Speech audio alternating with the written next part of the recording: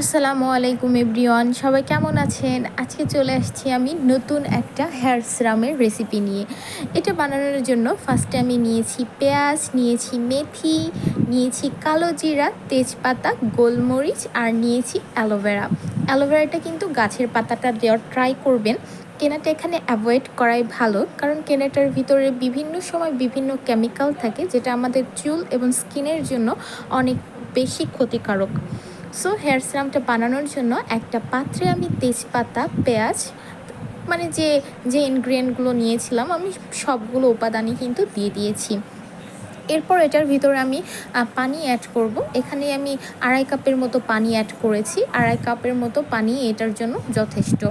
যে উপাদানগুলো দিয়েছি আপনারা কিন্তু উপাদান ভেদ পানির মেজারমেন্টটা করে নেবেন, কারণ যারা অল্প উপাদান দিবেন তারা অল্প পানি, যারা বেশি উপাদান দেবেন তারা বেশি পানি।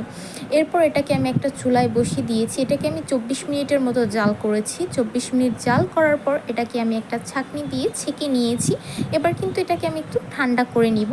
ঠান্ডা করে আমি একটা বোতলের মধ্যে স্টোর করে রাখবো। এটা আমি আমার হেয়ারের জন্য 1 সপ্তাহ বানিয়েছি। আপনারা এটা বানিয়ে সর্বোচ্চ 10 দিনের মতন ব্যবহার করতে পারেন। আমার মনে হয় এর চেয়ে বেশি ব্যবহার না করাই ভালো।